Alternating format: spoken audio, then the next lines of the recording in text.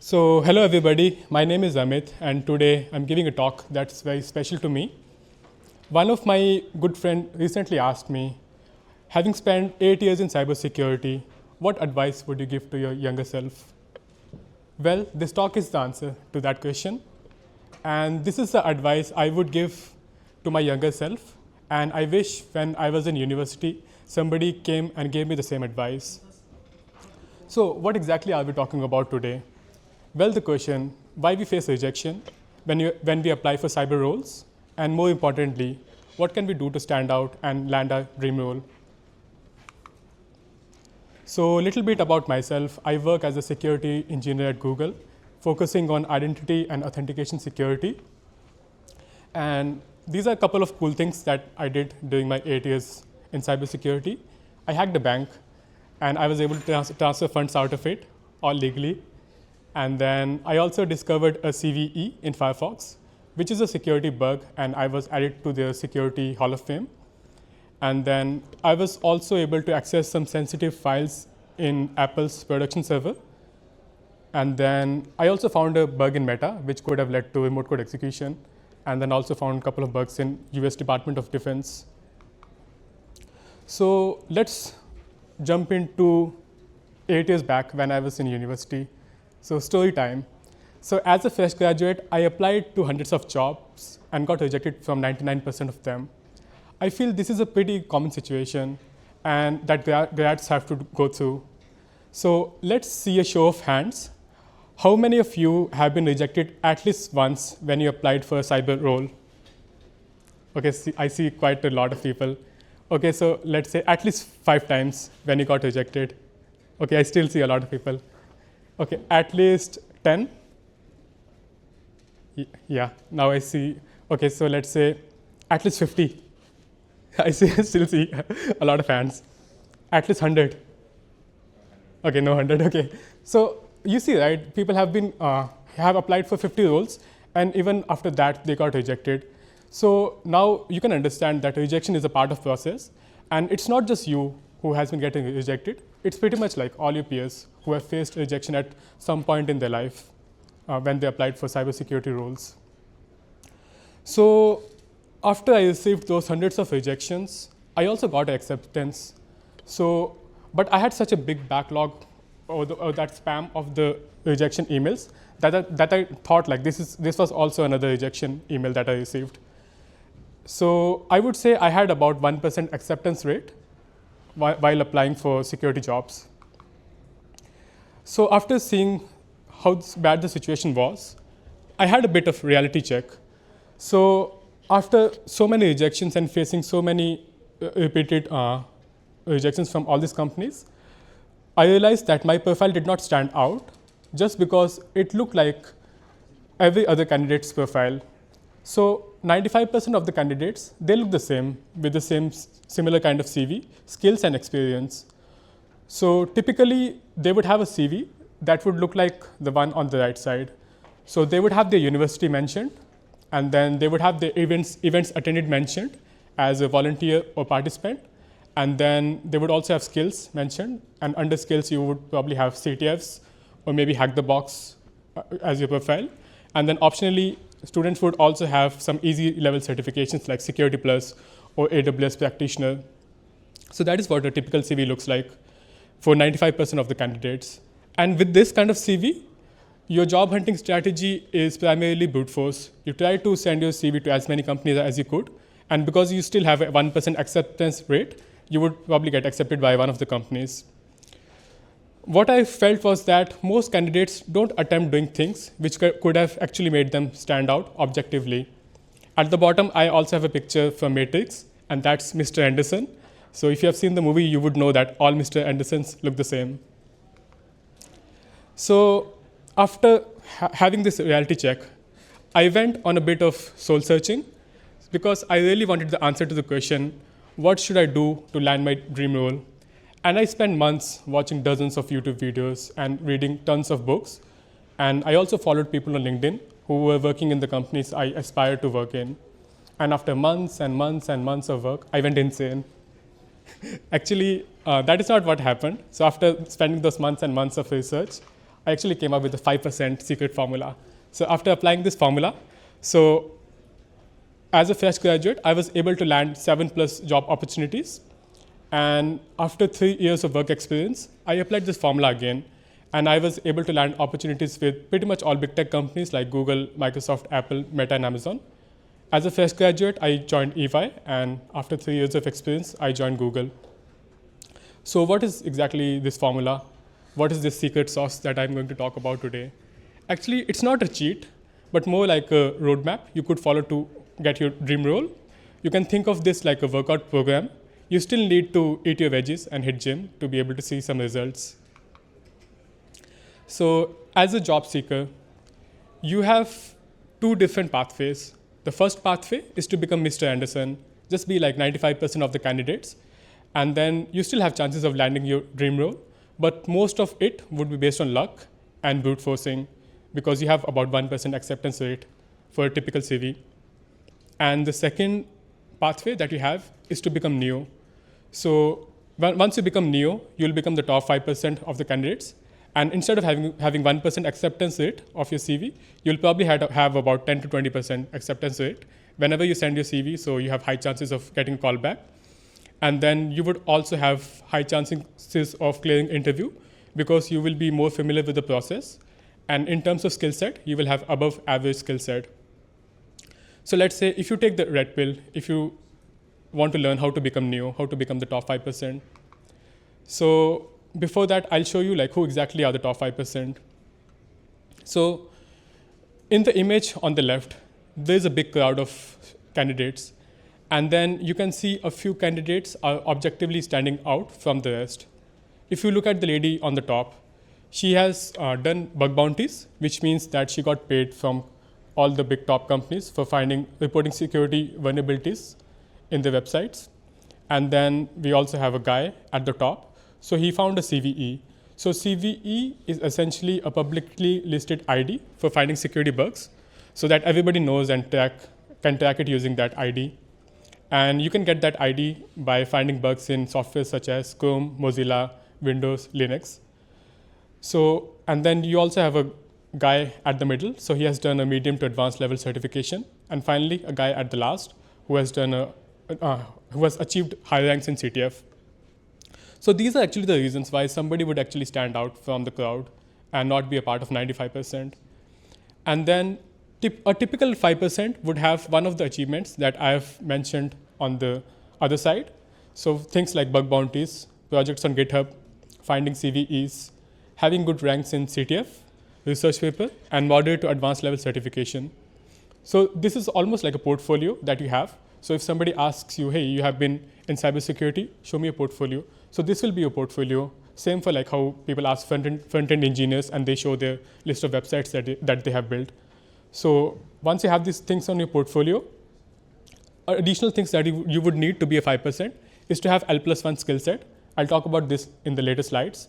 And then having familiarity with interview process, because I feel interview is a bit of art and you have to learn how to answer questions. If you're not good with interviewing, then you will still blow up all the opportunities that come along your way. So let's jump into the secret sauce. Let's jump into the 5% methodology.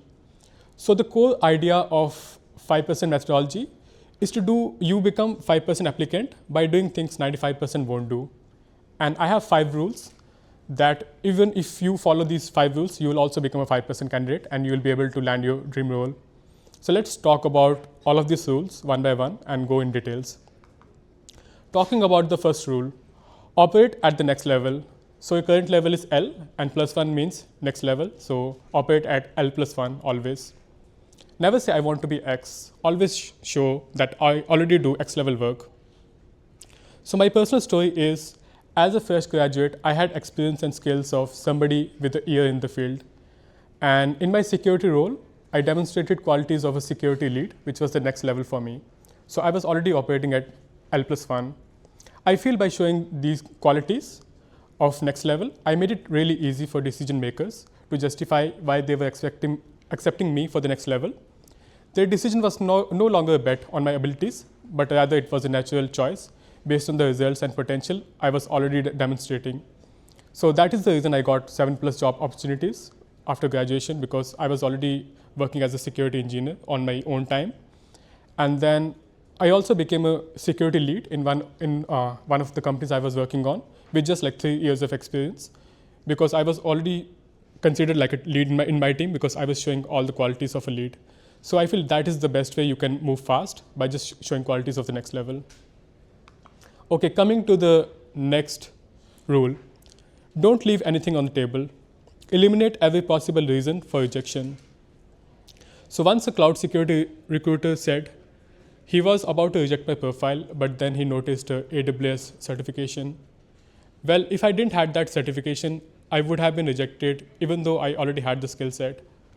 So the world is divided into two different groups. This one group, they love certification, and the other group, they hate certifications.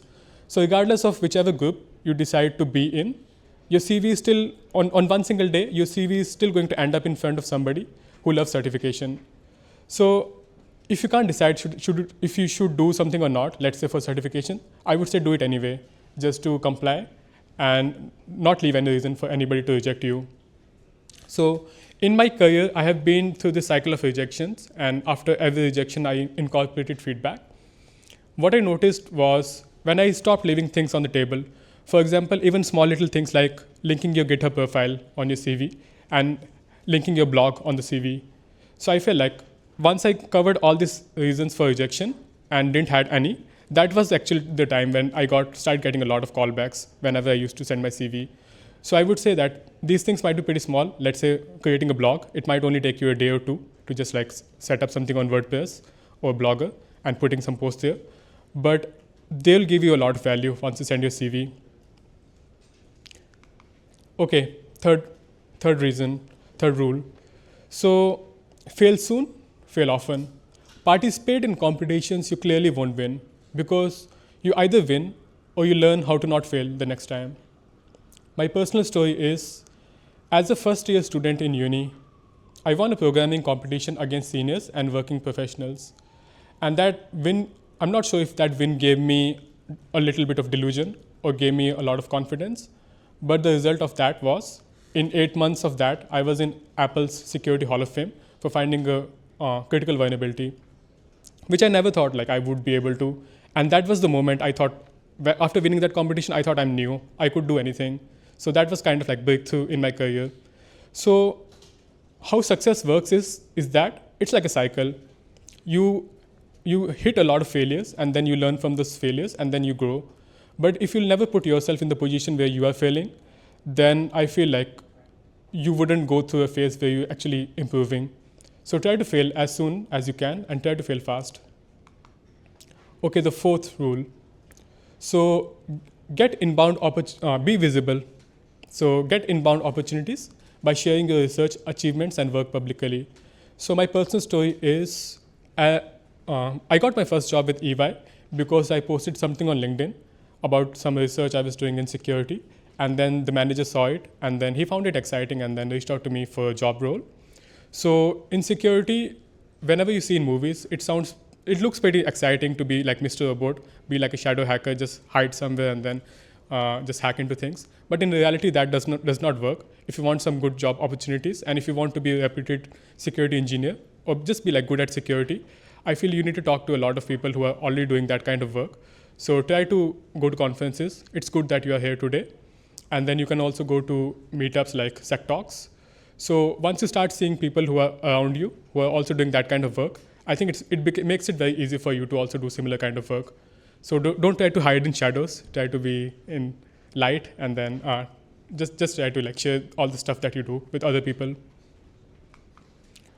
And then play the long-term game. Understand that all the effort that you are spending is an investment that will pay dividends over many years in your career. So my personal story is, recently a recruiter from Microsoft reached out to me, and she mentioned that I stood out to her because I had found a CVE in Firefox, just a security bug in Firefox. From my perspective, I found that bug probably like 8 years back when I was in university. And at that point, I felt like I'm just like killing my weekends for no reason. And then it did not give me any value at that point. But you see, after 8 years, I'm getting the value out of it. So you also need to understand that all the effort that you're spending creating that shitty blog that nobody cares about, or that tool that you just like spend the weekend writing. So they might not give you value at the moment, but these things will add up and they'll pay you dividends over multiple years in your career. Okay, so I gave you the 5 rules. So I also ran a survey, and then this survey, thanks to everybody who filled out this survey. And then these are people from UTS, UNSW, and all the other universities. And this survey was run to understand the competence level, so that I could show you like who exactly are the 95% people and who exactly are the 5% people objectively. So let's try to spot the candidates. So these were the surveys I ran. So for the first survey, I asked the question, which of the following achievements have you successfully accomplished? And it had things like bug bounties, finding CVE, projects on GitHub, and getting good ranks in CTF, and maintaining a blog and research paper. So the most commonly accomplished things were having projects on GitHub and also doing CTFs. These were the most commonly achieved. And the least commonly achieved things were bug bounties and CVEs. So if I ask you, hey, that is actually the landscape, and then if you want to stand out and be like a 5%, what exactly would you do? So obviously, it would be things like bug bounties and CVEs, because nobody else is doing it, and that's how you can stand out. If you talk about GitHub or CTF, I think everybody would have that on their CV, and that's what 95% candidates do.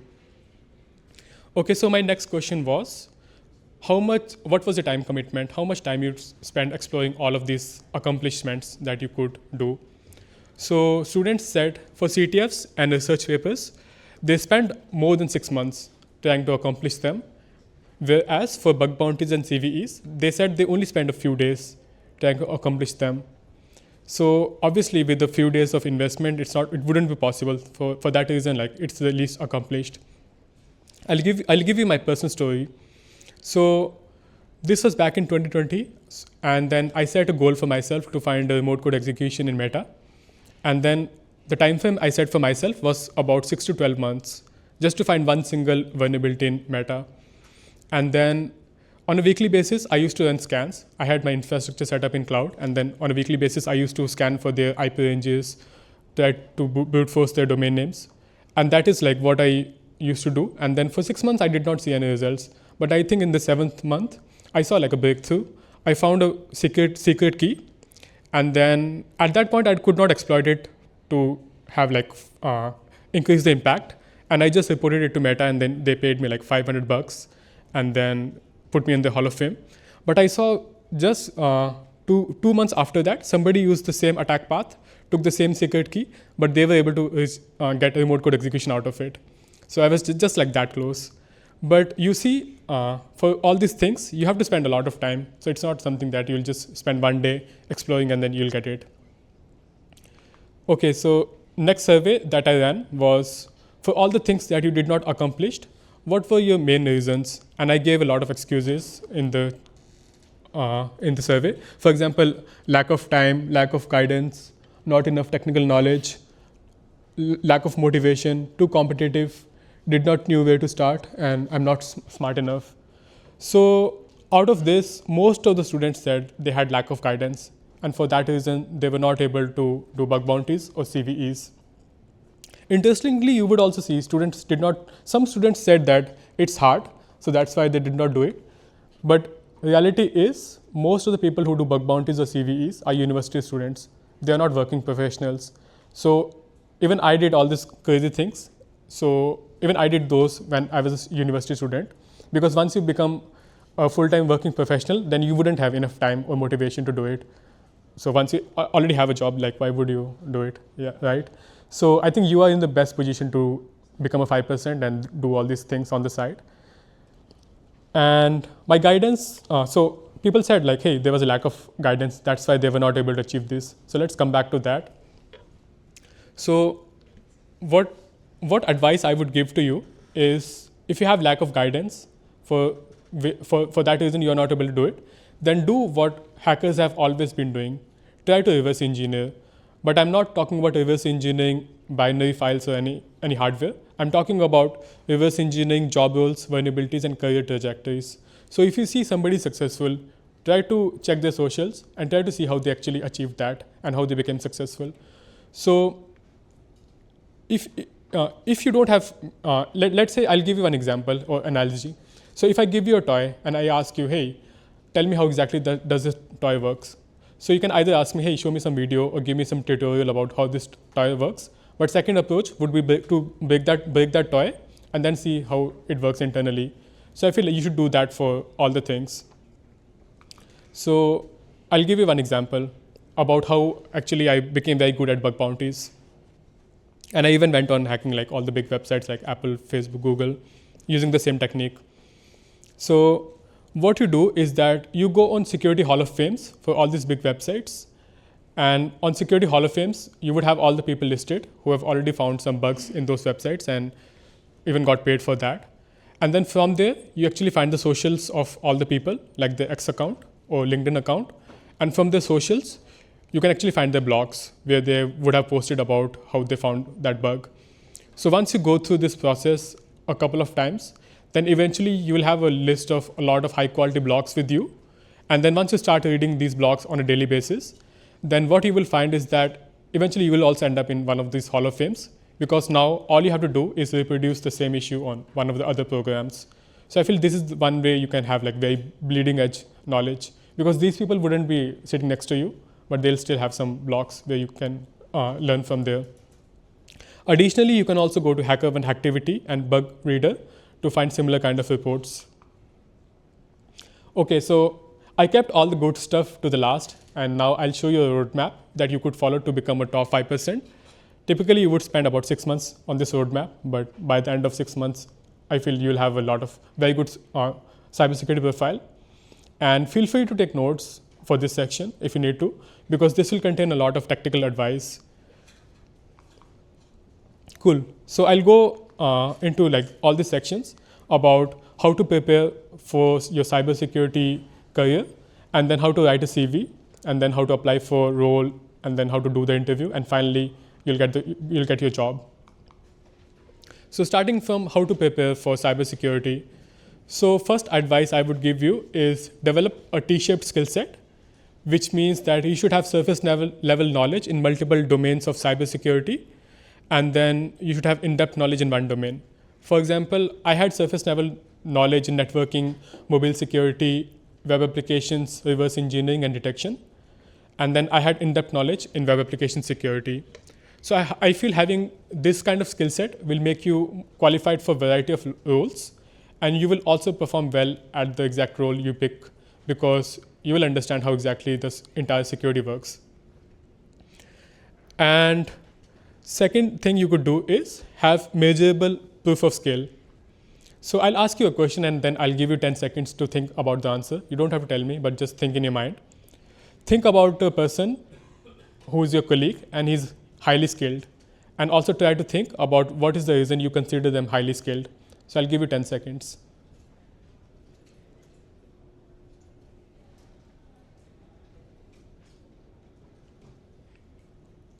Okay, so now that you have thought of your colleague and also thought why you consider them highly skilled, so I don't know exactly what is the person you thought of, but I have two categories that I've seen people typically fall into.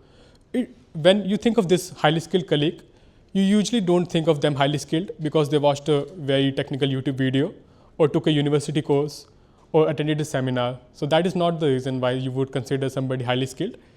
Typically, you would consider somebody highly skilled because of practical things like, hey, they achieved a high rank in CTF, or they developed a tool which is pretty cool, or they published a research paper, or they did some certification which you consider is very tough.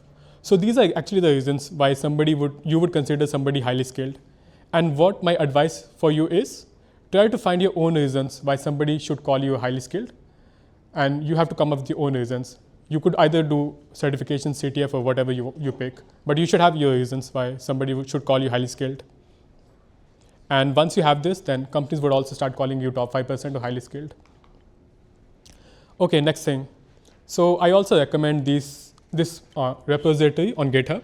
So it's written by one of my Google colleagues, and I also used this before joining Google to prepare for Google. So it's called Grace Nolan's Security Engineer Notes. You can look look it up or maybe just go to that URL. So it'll give you topics, for example, DNS, SSH, XSS, cookies. So it'll give you like almost this entire syllabus of what things you need to know. And then if you pick one topic, for example, DNS, and then try to understand how DNS works, what are the key security properties of DNS, what are the vulnerabilities detection, and what are the methods of detection of that vulnerability, what are the prevention techniques and common bypasses. So if you try to learn all these things about that specific topic, then it'll probably take you about 6 months to go through the entire repo if you follow this process. But by the end of 6 months, you'll have a very good knowledge about security. And if somebody asks you any question from security, I think you'll be in a very good position to even answer like very in-depth about that topic. And then second thing, you can also go on this website called Cyber Interview Prep. So on that website, you have flashcards about covering the same. Okay, next one, how to write a CV. So this is one of the book that I recommend. It's also written by one of the Google recruiters. It's a bit old, but the concepts still make a lot of sense. So I highly recommend this book. And then a couple of general tips I have is to tailor your CV, highlight impact, quantify results, use strong action words, and cut down the fluff. So I'll show you with the actual example because I don't like talking. I want to show you some actual things. So this is the CV actually that landed me 7 roles. And this is what I had back in 2017 as a fresh graduate. So in my CV, so I was a comp sci graduate. I did not have anything to do with cybersecurity. All the cybersecurity work that I did was on my own. So in my CV, at the top, I had achievements because obviously university was not the most exciting thing in my CV. And then after achievements, I had certification. I had CEH, which was still good for that time. I did that back in 2015 or something. And then I did not explain education that much. I just mentioned about the awards that I got. So those were mentioned. And then this is the second part of the CV. I did not had any internships or any actual work experience, to be honest. But I was still like pretty bold to put independent security research as my unofficial 2 years of work experience.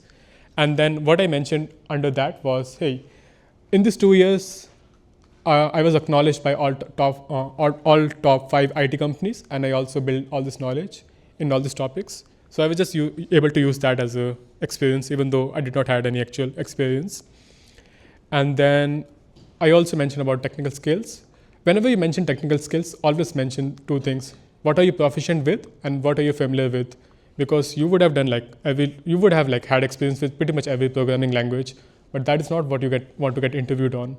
So you mention like whatever you are proficient with in a separate section. And then I also had a research paper in IEEE. So you see, like I haven't left anything on the table. Like even these small things, right? Hey, having a paper, it takes a bit of effort, but it's not like too much effort from your side. You just need to have a little bit of everything in your CV. Yeah, so that was a CV that landed me 7 roles.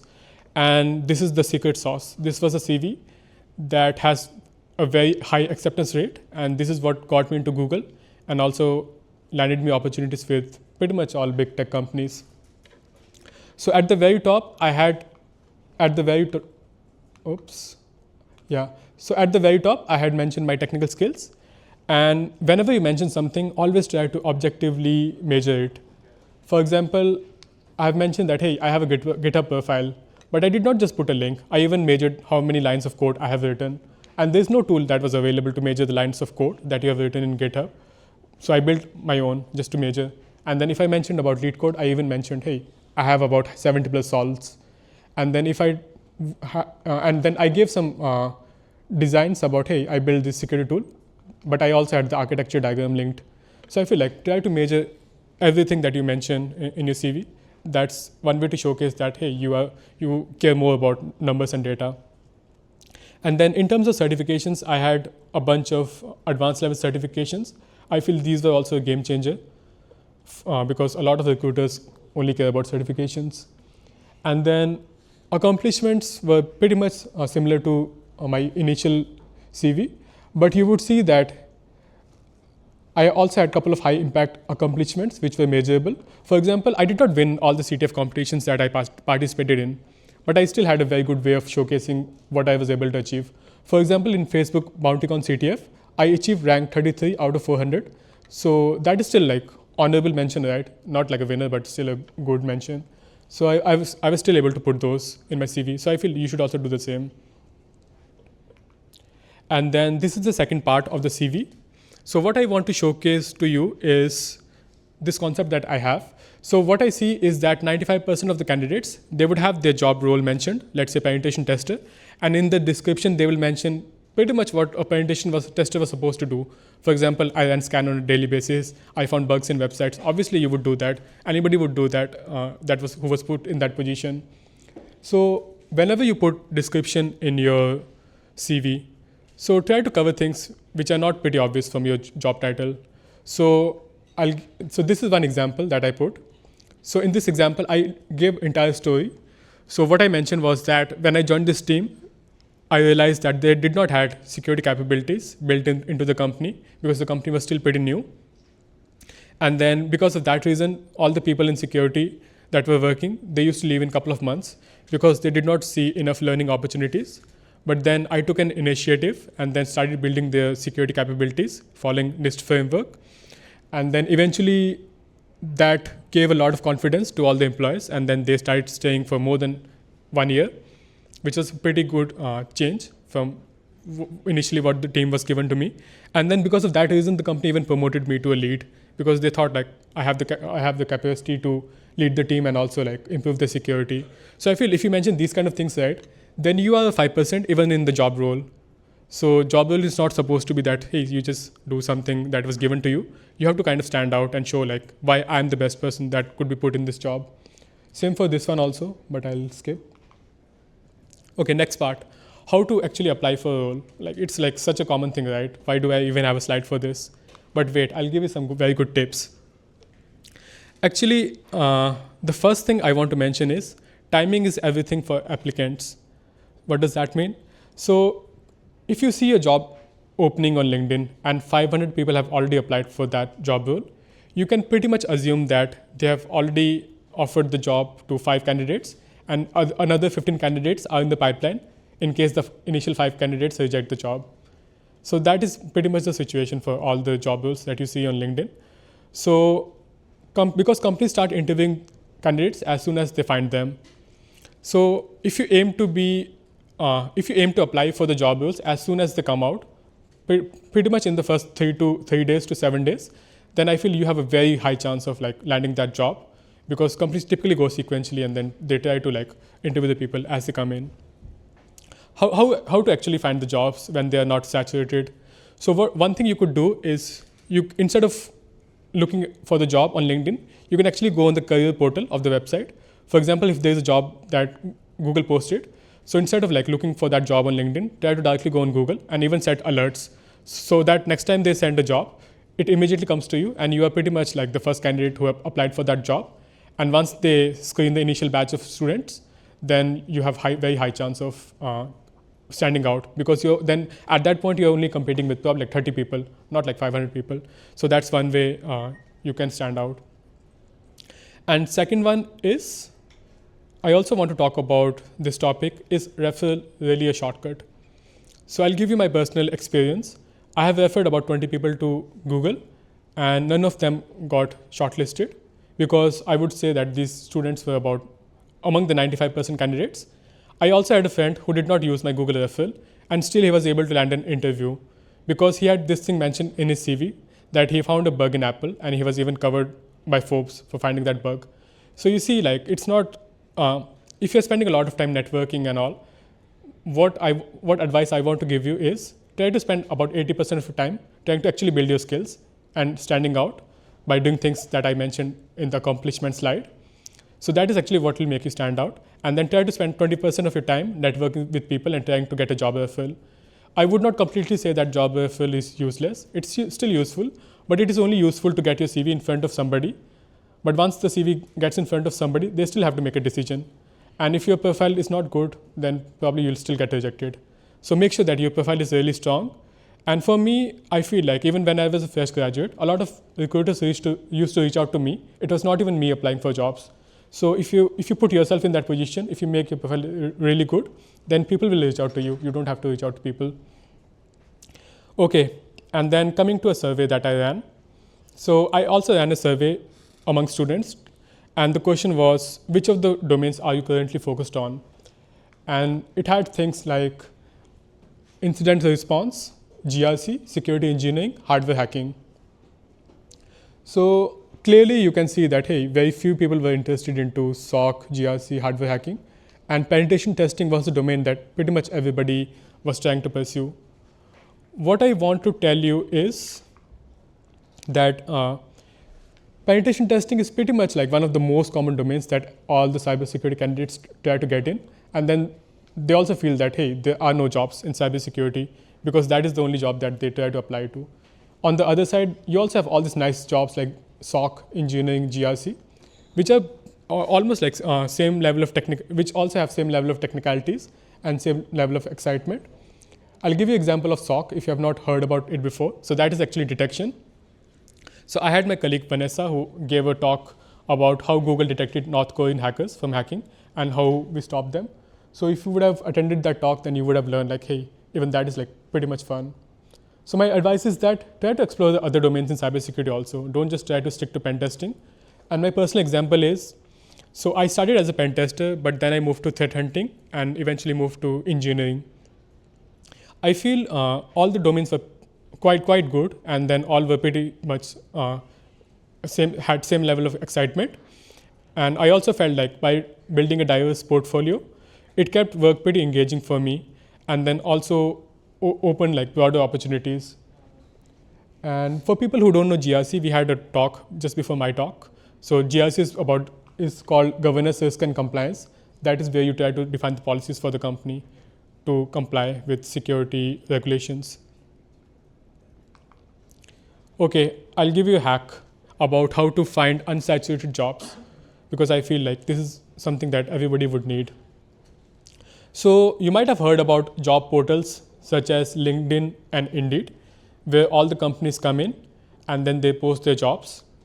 But these companies also have their own self-managed job portals.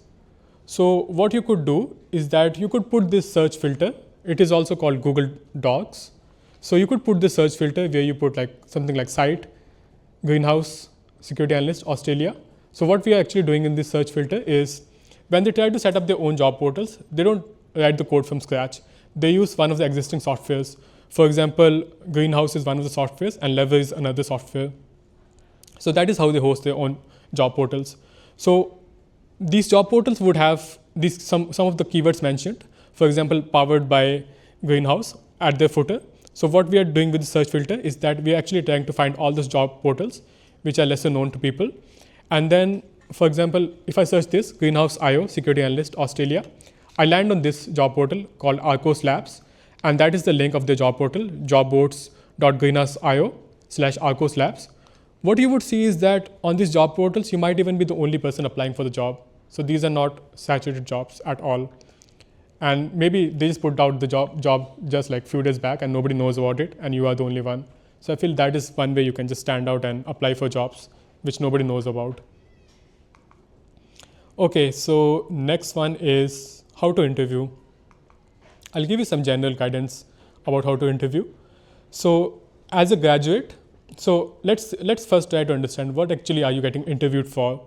So as a graduate, you're actually getting interviewed for your ability to learn, whereas once you're experienced, you actually get interviewed for your domain knowledge and problem solving skills. So when I interviewed for my first company, EY, so I gave a lot of good answers to a lot of questions, but there was one single question that stood out to my manager. He asked me what is buffer overflow, and I gave a very good definition. And then he was like, man, I did OSCP, spent like $1,000 and probably 6 months learning all this thing about buffer overflow. How do you know about it? You're just a uni student. I said, I learned it from YouTube. And he was shocked that, hey, I spent so much effort, but these courses are also available on YouTube. I feel that was the moment he saw that, hey, I'm able to learn by myself. And that is actually what converted that opportunity to actual job. So I feel if you're able to showcase your ability to learn, that's the best thing you could do. And then I'll also give you some general advice about how to answer questions. So whenever somebody asks you a question, for example, hey, what is cross-site scripting? Don't just give straight answer. For example, Cross-site scripting is ability to put malicious script on sites. Don't give that kind of answer. Try to focus on entire storyline. For example, you can talk about how the bad code was written, and then how it was pushed to production, how it was exploited by attackers, and then how defenders would detect it, and then how engineers would prevent it from happening again. I feel if you follow this kind of framework, then you will showcase to the interviewer that you have breadth and depth of knowledge. And second thing is, have a bunch of frameworks with yourself. For example, OSI layer, Mitre, attack, and kill chain. I'll talk about one of the frameworks, kill chain. So kill chain is the framework which adversaries or attackers use. So it has a bunch of steps, for example, reconnaissance, and then scanning, and then gaining access. So if somebody asks you a question, you are a red teamer, and you found a corp device lying around, how would you compromise the entire network using this device? So don't just, because it's such an open-ended question, right? There's no one single way to answer this question. If you just try to answer by yourself without using any framework, I think you will get lost pretty quickly. But if you follow a framework, let's say kill chain, what you can do is, you can talk about the first step in kill chain, reconnaissance, which is information gathering. You can talk about, hey, from this laptop, I can see the model number, I can see the operating system. So that is what I'll do in the reconnaissance step. Then second step is scanning. So what kind of scans I can perform on this laptop? You can talk about open ports, scanning, and then if somehow you are able to get the SAM file or something of the laptop, then you can run some scanning on that. And then third would be gaining access. How exactly would you gain access? So I feel if you follow these frameworks, then you have a very structured way of answering questions, and people would be impressed to see that you are also using these frameworks. And finally, I also want to mention that practice a lot, because you might blow up a couple of your interviews just to learn the process of how interviews happen. My personal story is that even though I had found all these nice vulnerabilities in all these big websites, I was not able to answer anything at all in my first interview because I was so nervous. So try to do a lot of mock interviews with people that you already know. And then you can also go on this website, Cyber Interview Prep, where they have AI-based mock interviews. So once you do mock interviews, I feel you'll feel more comfortable doing the interviews when it actually happens. And then we talked about the tech interview, how you excel at tech interview, but companies also have a behavior round. So to answer behavior round, you could use these two different frameworks. So first one is STAR. So STAR framework could be used to answer questions which are about examples from the past. And then in STAR, you have situation, task, action, and result. So that is how you structure your answers from past. And then for hypothetical scenarios, you can rely on a 6-step problem-solving method. You can identify the problem, break it down, and then brainstorm solutions, evaluate options, and implement the best solution. I feel if you follow these two different frameworks for answering behavior round, you'll have a very good structure to excel at those. And then I've given you all this wealth of knowledge, right? But you would also realize that 5% is something that you have to do on top of the work that you are already doing. While I had answers to all the questions about how to prep for interview, how to write your CV, the only question I did not have answer for was how to keep you motivated and disciplined so that you are still able to pursue the path to 5%. And while trying to find answer to this, I came to a realization that 5% is a personal journey to everybody, and everybody has their own reasons why they would want to stand out and land their dream role. On the path to 5%, you would see that you would spend extra hours after uni or work, you would sacrifice your weekends and comfort, and then you would face rejections and frustration pretty much every single day until you make it. And to help you find your own reasons for 5%, let me tell you about my story. So that is me back in 2017, where I got rejected from 100 plus companies. I was pretty much similar to any other student. And these are all the core memories I built on the way to 5%. So I got a chance to visit US and Silicon Valley. So I visited all the big tech company offices. So I was like almost like Alice in the Wonderland, you know. So thanks to all the time that I spent pursuing 5%. At that point, I feel like my life sucked, but eventually I saw that, hey, all the effort that I spent, I'm actually building a life that I would actually enjoy living. So that was the thing. And then this was Apple's security acknowledgement. So when I got it, I was still in university, and then the entire university went crazy, and then everybody was appreciating me. And then this is also a core memory of me. So actually, like this was the reason why I pursued 5%. So I'm from India, and then once I came to Australia, I feel like financially I was doing pretty well. And then my mom had not seen a beach in her entire life. So I thought like, hey, let's fly her to Bali and then show her the beach. So I feel like I was able to impact all the people who were associated with me, and that is what actually made me happy. Final thoughts, and that's the second last slide. Nobody knew binary reverse engineering straight out of their mother's womb. Everyone was a beginner at some point. You might feel overwhelmed right now, but understand it's all natural. People you look up to went through this too. With constant effort, you will reach your full potential. And this was either written by GPT-5 or me, you will never know. And then finally, I'm launching this website called Cyber Interview Prep, where you could do AI mock interviews, CV screening, and then you would also find study notes. Thanks a lot for your time today. I hope you enjoyed the presentation.